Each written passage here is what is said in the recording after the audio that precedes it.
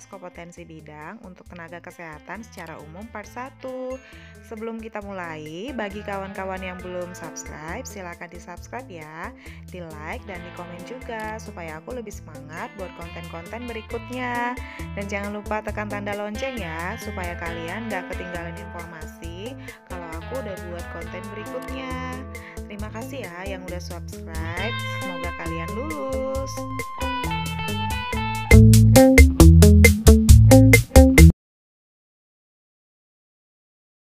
Nomor 1. Promosi kesehatan merupakan program pelayanan puskesmas dengan salah satu kegiatannya yaitu A. Pencegahan penyakit, B. Pembagian makanan bergizi, C. Rujukan, D. Penyuluhan, atau E. Pengawasan saluran pembuangan air. Jawabannya adalah D. Penyuluhan. Nomor 2, program kegiatan pelayanan kesehatan dengan upaya peningkatan dan perbaikan gizi masyarakat di puskesmas meliputi di bawah ini kecuali A. Pelacakan gizi buruk, B. Penyuluhan kesehatan jiwa, C. Penimbangan, D. Penanggulangan anemia gizi besi, atau E. Surveillance gizi masyarakat. Jawabannya adalah B. Penyuluhan kesehatan jiwa. Soal nomor 3, secara administratif, puskesmas bertanggung jawab kepada A. Bupati, B. Dinas Kesehatan tingkat 1, C. Rumah Sakit Pusat, D. Benar semua, atau E. Dinas Kesehatan tingkat 2. Jawabannya adalah E. Dinas Kesehatan tingkat 2. Nomor 4, puskesmas di Desa X menerima banyak pasien pelajar yang luka-luka akibat kekerasan. Diketahui penyebab pelajar banyak terluka adalah karena beberapa pelajar berada di bawah pengaruh alkohol.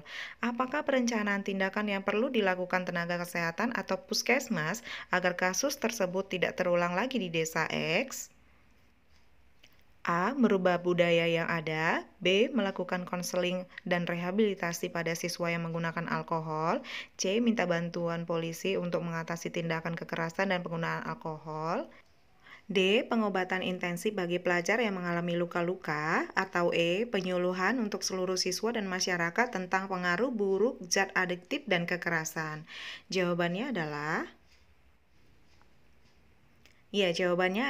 E. Penyuluhan untuk seluruh siswa dan masyarakat tentang pengaruh buruk zat adiktif dan kekerasan. Nomor 5, dalam menjalankan tugas pokok puskesmas, terdapat beberapa faktor yang mempengaruhinya yaitu sebagai berikut. Kecuali A. Tempat, B. Biaya, C. Tenaga kesehatan, D. Alat medis, atau E. Lingkungan. Jawabannya adalah E. Lingkungan. Nomor 6, dalam konsep penyuluhan, bagaimana cara agar semua konsep terlaksana dengan baik?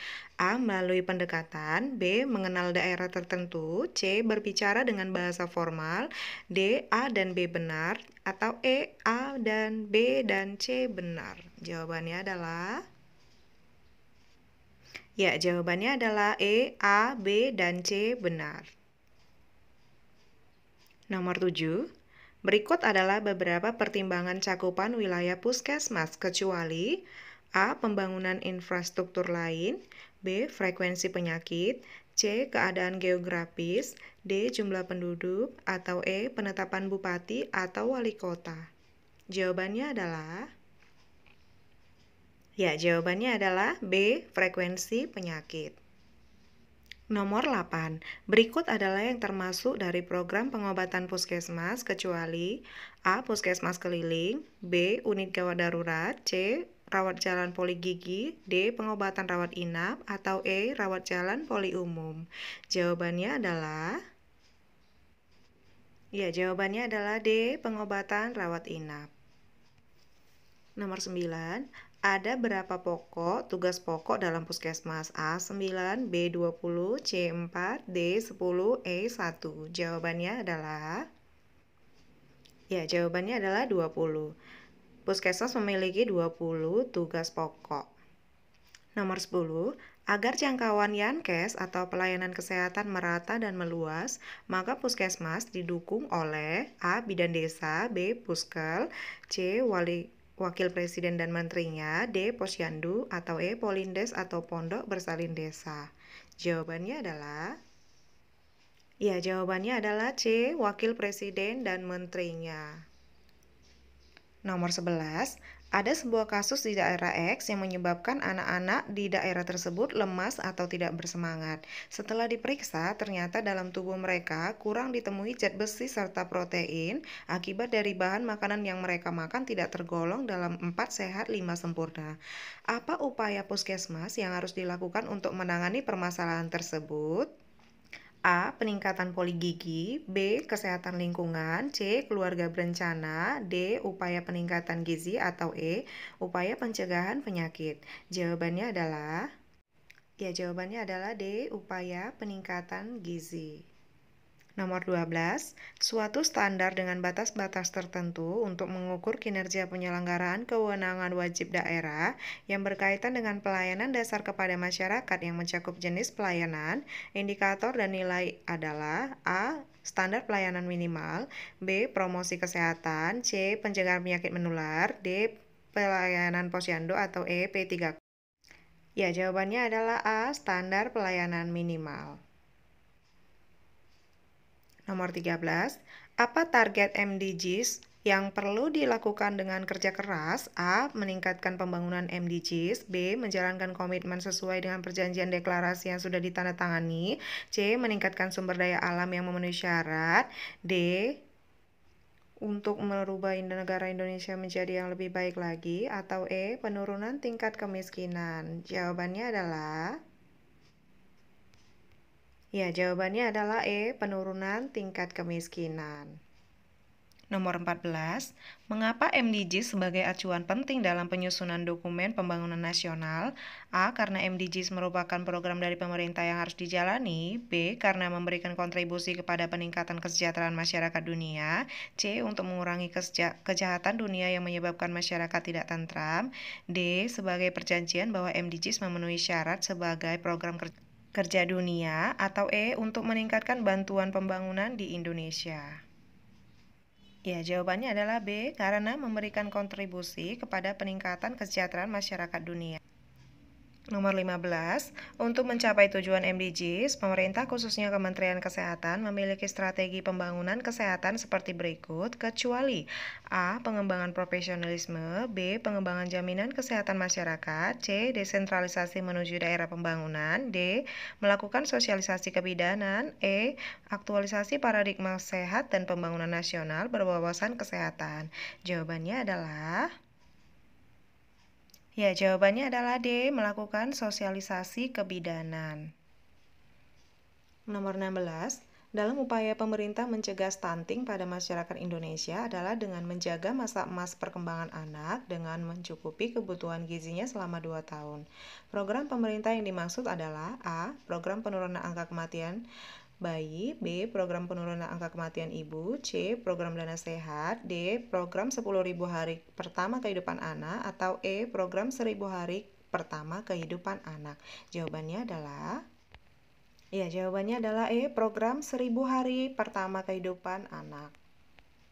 Nomor 17, anak yang menderita stunting akan mengalami pertumbuhan dan perkembangan yang lebih lambat dibanding dengan anak normal pada umumnya. Hal tersebut dikarenakan A. Masa perkembangan anak terjadi secara optimal, B. Faktor ekonomi orang tua yang rendah, C. Kurangnya gizi pada masa keemasan, D. Faktor keturunan stunting, atau E. Kurangnya interaksi sosial dengan teman sebaya. Ya, jawabannya adalah C. Kurangnya gizi pada masa keemasan. Nomor 18, apa tujuan dari program 1.000 hari pertama? A. Untuk mengurangi jumlah kematian ibu, B. Melestarikan lingkungan hidup, C. Untuk mencegah stunting pada anak, D. Menanggulangi kemiskinan dan kelaparan, atau E. Menurunkan angka kematian anak. Ya, jawabannya adalah C. Untuk mencegah stunting pada anak. 19. Ilmu yang mempelajari tentang lingkungan disebut A. Histologi, B. Biologi, C. Ekologi, D. Sitologi, atau E. Makrologi. Ya, jawabannya adalah ekologi. Nomor 20, fasilitas sanitasi seperti air bersih, pembuangan air limbah, jamban keluarga, pengolahan sampah, dan pengendalian vektor harus tersedia dalam rumah. Persyaratan air bersih adalah A. Air harus bersih dan tidak keruh, tidak berwarna berasa manis, dan tidak beraroma. Tanah. B. Air harus bersih dan tidak keruh, tidak berwarna, tidak berasa, dan tidak berbau. C. Tersedianya air yang cukup jumlahnya, cukup bersih, berwarna terang, dan tidak berbau. D. Tersedia air yang cukup, berwarna terang, tidak berbau. Atau E. Tersedia air yang cukup, tidak berwarna, berasa manis, dan tidak berbau. Nomor 21, dari mana sajakah sumber-sumber air bersih? A. Air atmosfer, pegunungan, air sumur. B. Air atmosfer, air pegunungan, air tanah. C. Air angkasa, air daratan, air sumur. D. Air angkasa, air daratan, air sumur. Atau E. Air angkasa, air daratan, air sumur. Ya, jawabannya adalah B. Air atmosfer, air permukaan, dan air tanah. Nomor 22, air merupakan zat yang mutlak bagi setiap makhluk hidup dan kebersihan air adalah syarat utama bagi terjaminnya kesehatan. Definisi air bersih tersebut dikemukakan oleh A. WHO, B. Peraturan Menkes RI nomor 416, C. Dwi Joko Saputra, D. Sukijo Notoatmojo, atau E. Dwi Sukijo. Ya, jawabannya adalah C. Dwi Joko Saputra. Nomor 23, salah satu cara pengolahan air bersih adalah dengan cara koagulasi. Apa yang dimaksud dengan koagulasi? A. Memisahkan partikel koloid yang terdapat pada air kotor. B. Penyaringan melalui media butiran-butiran pasir silika, antarsit, dan kerikil. C. Menghilangkan kuman bakteri yang mengandung zat kimia antara lain UV, ozonisasi, dan klor. D. Pengendapan partikel-partikel koloid yang sudah destabilisasi. Atau E. Menghilangkan partikel koloid dan penyaringan bahan kimia. Iya, jawabannya adalah A. Memisahkan partikel koloid yang terdapat pada air kotor. 24. Suatu rangkaian kegiatan pelayanan kesehatan yang lebih mengutamakan kegiatan yang bersifat promosi kesehatan disebut A. Preventif, B. Promotif, C. Kuratif, D. Rehabilitatif, atau E. Kualitatif. Ya, jawabannya adalah B. Promotif. Nomor 25, ada beberapa pelayanan kesehatan yang ditawarkan oleh sebuah puskesmas. Berikut adalah pelayanan dari sebuah puskesmas, yaitu A. Kuratif, B. Kooperatif, C. Rehabilitatif, D. Preventif, atau E. Promotif. Jawabannya adalah B. Kooperatif. Oke teman-teman.